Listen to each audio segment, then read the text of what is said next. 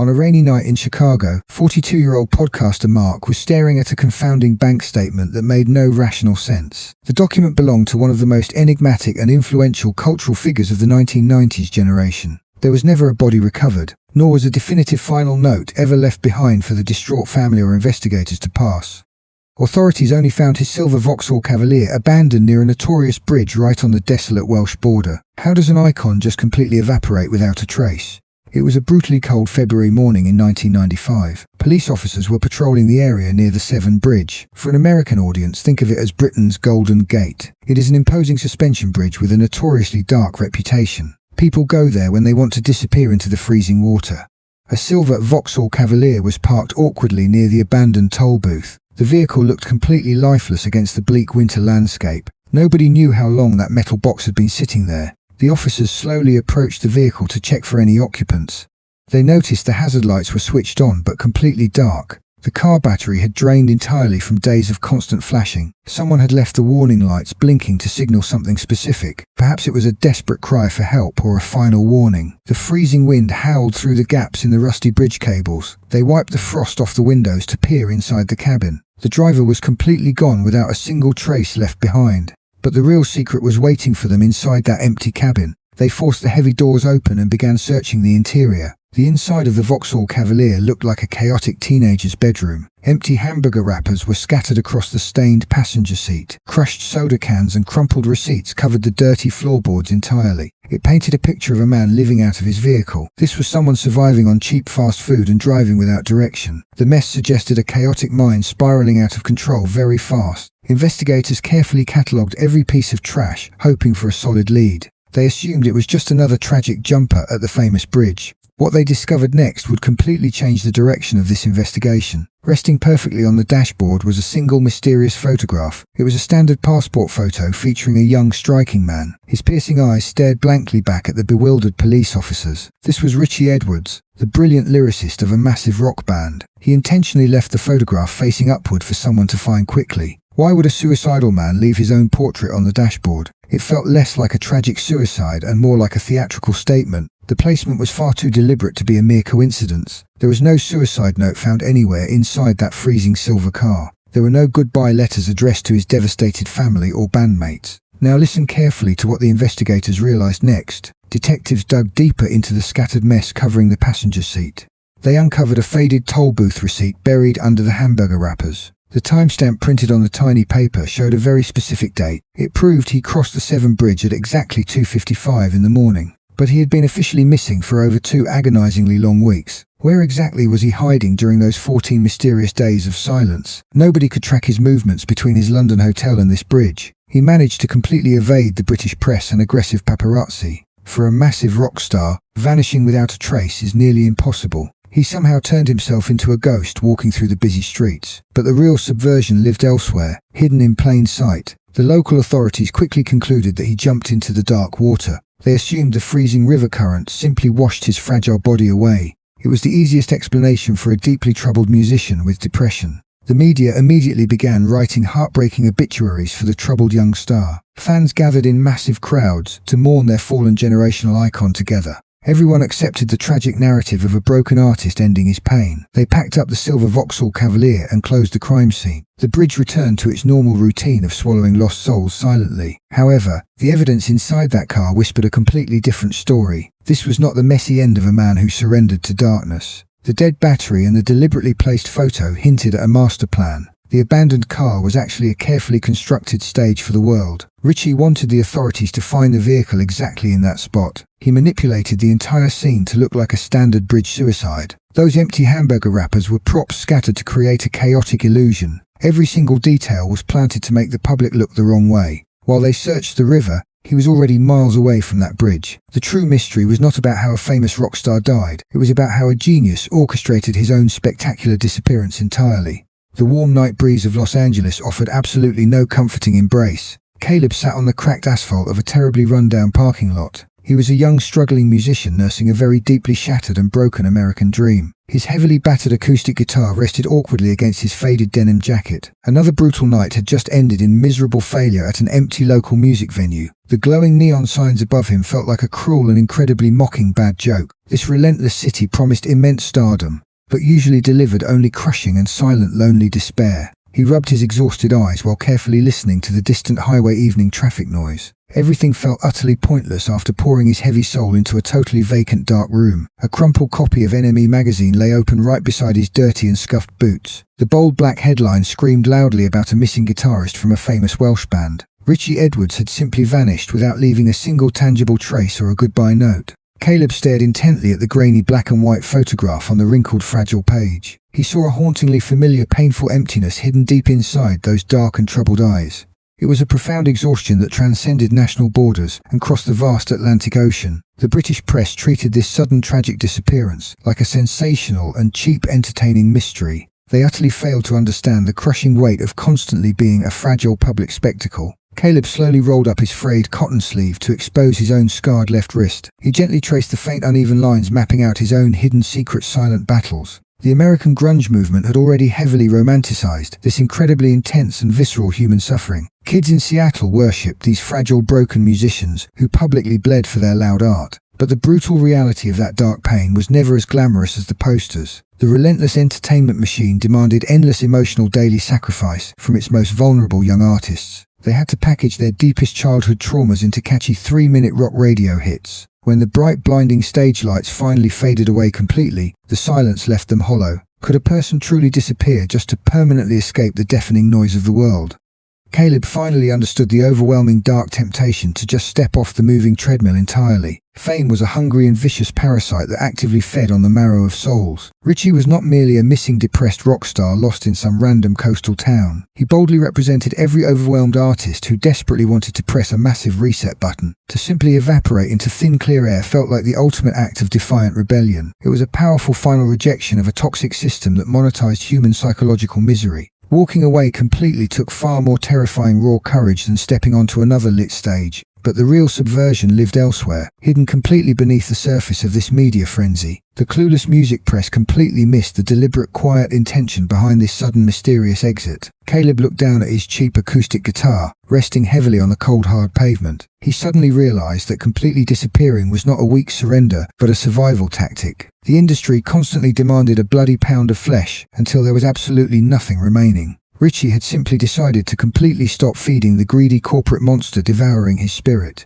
He bravely chose the absolute silence of the unknown over the deafening roar of exploitation. The thick, smoggy Los Angeles night sky offered a bleak canvas for his chaotic thoughts. Every struggling kid in America with a distorted guitar felt this exact same suffocating pressure. Caleb gently closed the wrinkled British magazine and shoved it deep into his canvas backpack. He picked up his terribly heavy instrument and walked slowly away from the blinding neon.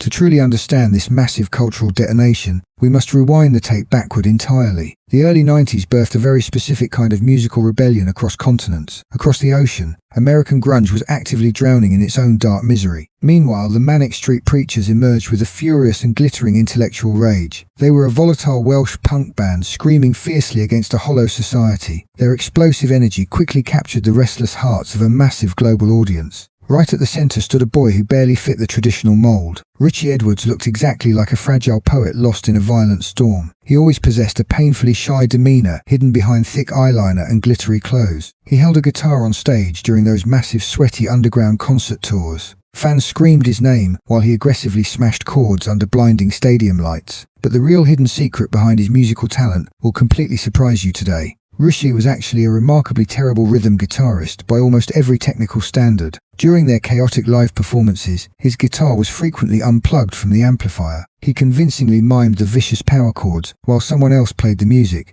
His instrument was merely a beautifully painted prop, hanging heavy around his neck. He was playing a grand theatrical illusion for thousands of passionately screaming teenagers. Yet he remained the undisputed aesthetic soul of the entire wild musical operation. He was the brilliant architect constructing their revolutionary image and aggressive political philosophy. The shy boy meticulously designed their leopard print shirts and painted angry protest slogans. He transformed 4 ordinary local kids into a glamorous, walking manifesto of cultural defiance. More importantly, Richey was the unparalleled literary brain behind their most devastating songs. He devoured heavy philosophical books and translated complex agony into sharp lyrical razor blades. He poured his profound intellectual despair into every single verse they ever recorded. His words captured a suffocating sense of generational doom with absolute poetic precision. This beautiful contrast forged a dangerously powerful connection with an entire lost generation. Alienated American teenagers and European misfits saw their own deep wounds in him. He articulated the unspeakable pain of youth trapped inside a merciless capitalist machine. They worshipped him not as a musician, but as a fragile, bleeding prophet. Fans sent him thousands of tragically disturbing letters detailing their own suicidal thoughts.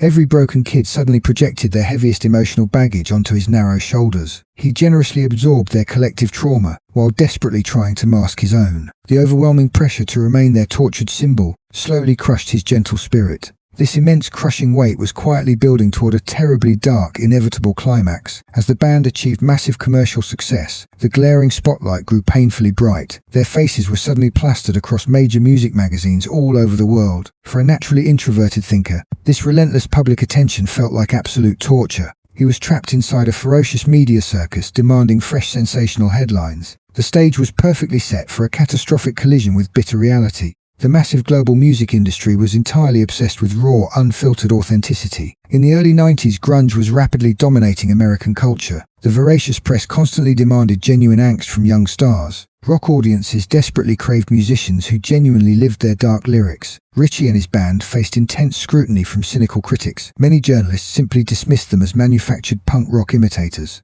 The mounting tension was building steadily toward a terrifying breaking point. The band needed to prove their absolute dedication to their craft. They desperately wanted the world to take their controversial message seriously. Everyone constantly questioned if their political anger was just a clever act. The pressure to validate their existence weighed heavily on Richey's shoulders. He absorbed every single critical insult like a wet sponge. The stage was perfectly set for a catastrophic public collision. The pivotal moment finally arrived during a tense backstage interview. It suddenly happened right after a sweaty, incredibly chaotic gig in May 1991. A notoriously abrasive music journalist aggressively cornered the quiet guitarist. The veteran writer smugly questioned the entire band's artistic integrity. He cruelly accused them of just playing dress-up for the flashing cameras. He repeatedly insinuated they were nothing but a superficial pop gimmick. The reporter wanted to easily expose them as fake cultural rebels. Richey listened calmly to this incredibly condescending and hostile interrogation. He did not immediately scream or violently defend his bandmates. He sat in eerie silence while the journalist continued his relentless prodding. The atmosphere inside the tiny dressing room became unbearably thick. Words were clearly failing to communicate the depth of his sincerity.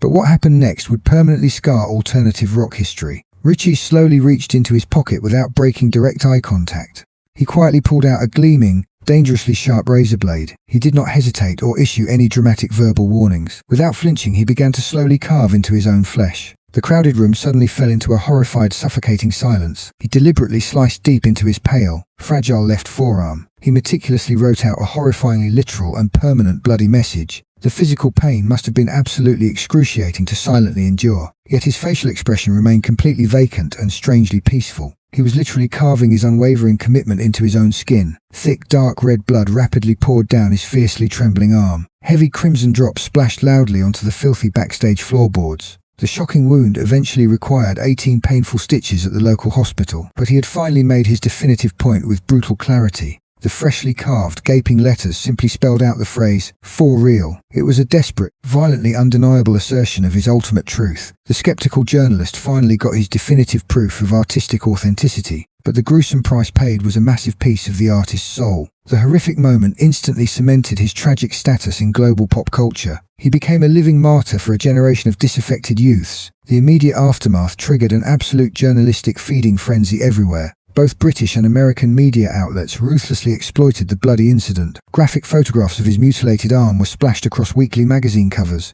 The cynical press deliberately framed him as a dangerous, unstable lunatic. They completely stripped away all his underlying intellectual and artistic intentions. They quickly transformed a severe mental health crisis into cheap, digestible entertainment. Was this truly how society should treat its most fragile, vulnerable artists? Did a literal cry for help simply equal higher corporate circulation numbers? The sensational magazine sold out much faster than anyone could have ever predicted. The industry successfully turned his personal agony into an incredibly profitable commodity. The ruthless entertainment industry devoured his profound pain like cheap fast food. Instead of offering necessary psychiatric help, greedy executives demanded more sensationalism. The horrific, bloody image became a highly effective, albeit grotesque marketing tool. Devoted fans mistakenly romanticized the severe illness that was slowly destroying his mind. The massive corporate machine successfully commodified his severe psychological trauma. He was now permanently trapped inside his own dark, self-destructive mythology. The cameras kept flashing while his fragile mental state rapidly deteriorated. His fresh scars became just another famous logo for the teenage rebellion market. They had explicitly asked for authenticity, but they only really wanted a bloody spectacle. The greedy media apparatus always monetizes a tragedy long before it even concludes. He freely bled for their daily entertainment, and they eagerly counted the massive resulting financial profits.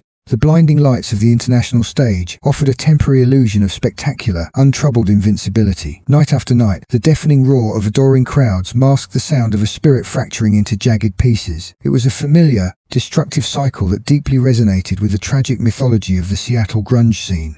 Just like those American icons who crumbled under the immense weight of sudden fame, Richey found himself entirely hollowed out by the relentless touring machine. He was feeding his own soul to an industry that demanded constant, agonizing vulnerability for mass entertainment. The public saw a dazzling rock god who commanded arenas filled with thousands of screaming, passionate fans. But the reality waiting at the end of every performance was a terrifyingly different, suffocatingly quiet world. The second the heavy dressing room door clicked shut, the adrenaline evaporated into a cold, paralyzing emptiness. He would retreat into the sterile, unforgiving silence of another generic hotel room in another nameless city. These identical lonely rooms became claustrophobic prisons, where the deafening applause was replaced by crushing, relentless depression. His brilliant mind was trapped inside a physical vessel that was rapidly deteriorating before the watching eyes. The crushing demands of the road accelerated a devastating battle, with severe anorexia and crippling inner demons. He would survive on practically nothing, his once striking frame shrinking into a fragile, ghostly silhouette, wrapped in oversized clothes. Fans watched in collective horror and deep empathy as their beloved icon seemed to physically evaporate on stage. Every chaotic performance felt like witnessing a beautiful, tragic slow-motion car crash that nobody could possibly stop.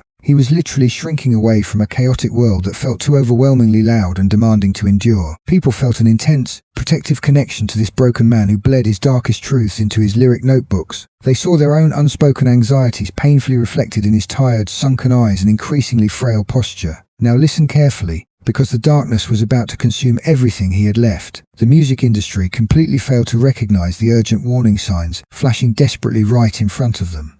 Instead of offering genuine salvation, they romanticized his profound suffering as necessary fuel for his brilliant artistic output. This suffocating isolation pushed him closer to an inevitable breaking point that would soon shock the entire world. The glittering rock and roll dream had slowly mutated into an inescapable, waking nightmare of physical and mental exhaustion. The general public viewed his final dark album as pure madness. Mainstream critics quickly dismissed the heavy record as a psychotic breakdown. They falsely claimed his shattered mind was completely falling apart publicly. The American media relentlessly painted him as a deeply disturbed soul.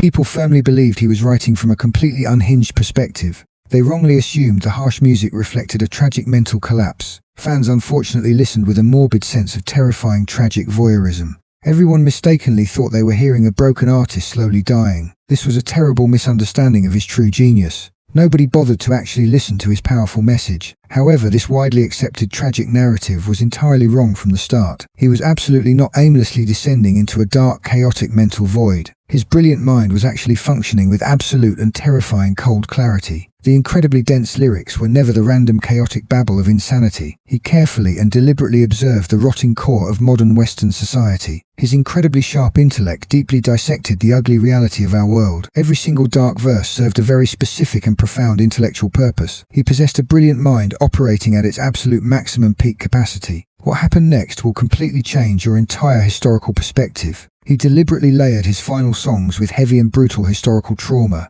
The complex lyrics fiercely attacked the brutal machinery of modern American capitalism. He ruthlessly exposed the terrible human cost of our endless, mindless consumerism. His poetic words vividly painted the hidden horrors of modern political corruption. He boldly confronted the dark, hollow emptiness of relentless corporate financial greed. These were definitely not the fragmented, scattered thoughts of a crazy man. They were the profound observations of a highly educated and brilliant scholar. He stubbornly refused to write empty, catchy pop hits for mainstream radio. Instead, he indirectly quoted dark historical events and deeply tragic global figures. He explored the severe psychological damage caused by modern American superficial vanity. The loud music aggressively challenged the plastic nature of the entertainment industry. He desperately demanded that his young listeners confront the ugliest human truths. His sharp words cut directly right through the superficial mainstream cultural illusions. He passionately wanted his dedicated fans to wake up from their apathy. This dark, controversial masterpiece was actually a highly sophisticated structural cultural critique. Understanding his incredibly sharp mental state completely changes the entire mysterious narrative. His sudden, shocking disappearance was absolutely not a tragic or pathetic defeat.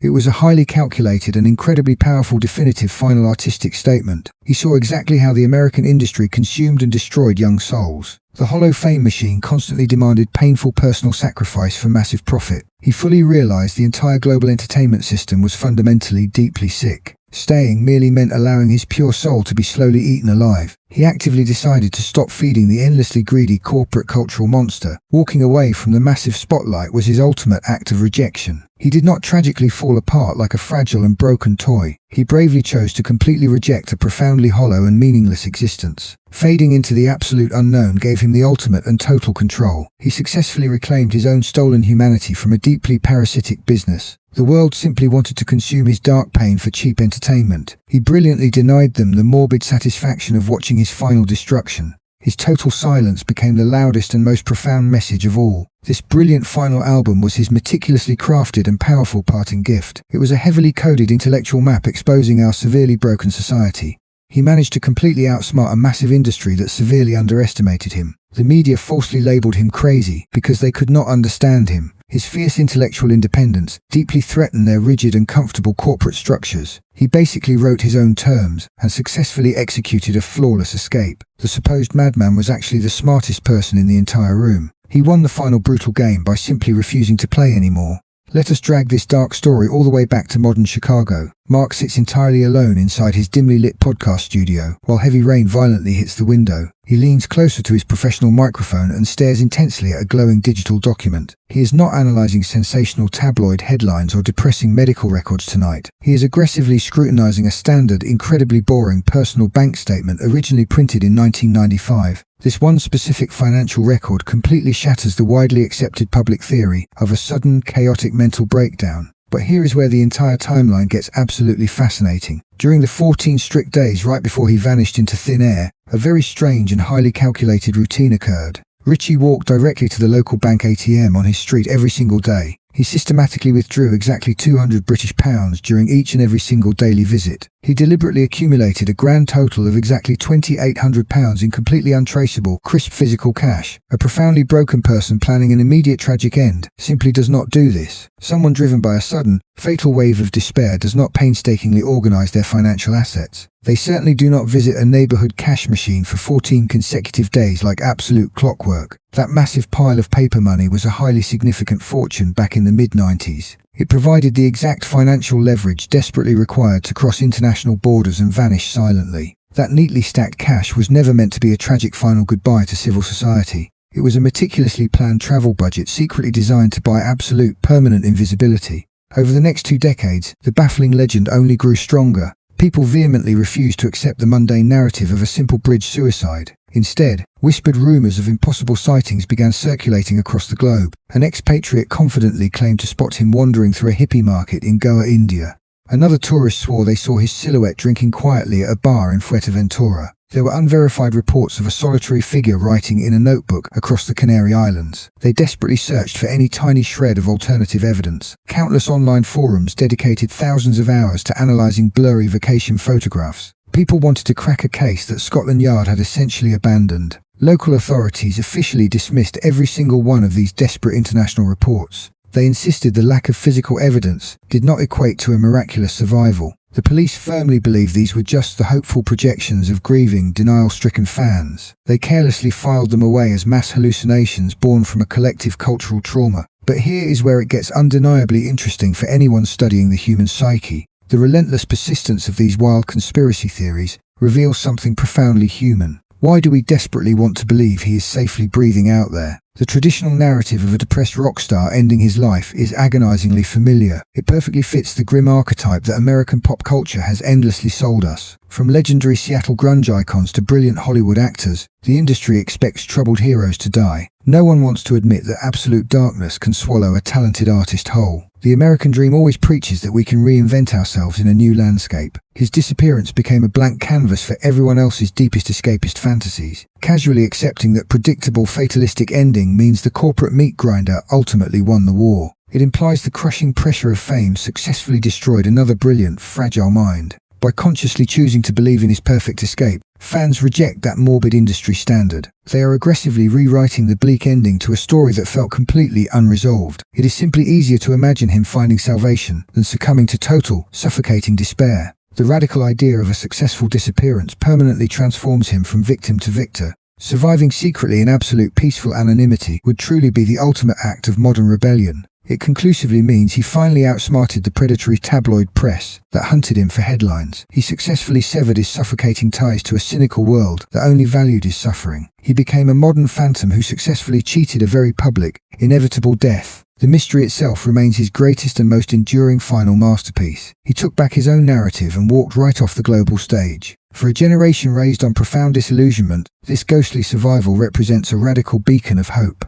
Slipping gracefully through the cracks of a hyper-surveilled society changes absolutely everything we know. It proves a broken person can still completely unplug from the relentless capitalist machine. Living quietly on a nameless beach is far more triumphant than dying loudly for headlines. The thought of him healing away from the blinding cameras provides immense universal comfort. He might have simply chosen personal peace over the toxic noise of international rock stardom. And perhaps that quiet, defiant survival is exactly what the music industry fears the most. The heavy rain continues beating against the quiet Chicago studio window. Mark finally reaches forward and switches off his glowing podcast microphone. A heavy, thoughtful silence instantly fills the dimly lit recording space. Richey Edwards remains forever frozen exactly at the tender age of 27. He became the ultimate tragic symbol for a deeply fragile, misunderstood generation. Those highly sensitive souls of the 1990s simply could not survive the modern grinding machinery. The brutal entertainment industry mercilessly chewed up their pure, vulnerable artistic spirits. His spectacular, calculated disappearance spoke much louder than any hit record ever could. He successfully achieved what so many exhausted people secretly fantasize about doing. He erased himself from a society that only wanted to consume his pain. His missing person file remains the shared property of everyone who has ever desperately wanted to escape. We all sometimes dream of quietly leaving a demanding world where we simply do not fit. That was always the profound, lasting magic of his grand final illusion. Now here is where the story gets handed directly over to you. What do you actually think happened to this brilliant young man in the end? Do you believe Richey truly jumped into that freezing, dark water? Did he let the powerful river currents wash his heavy burdens away forever? Or is he currently sitting somewhere completely unknown? Maybe he is just peacefully relaxing and writing beautiful poetry under a hot tropical sun. Is he finally smiling without a camera flashing violently in his tired face? Let me know which specific theory you believe down in the comments below. I will be reading through all of your interesting thoughts and wild theories later tonight. I have been Mark. See you all next time. Stay safe out there.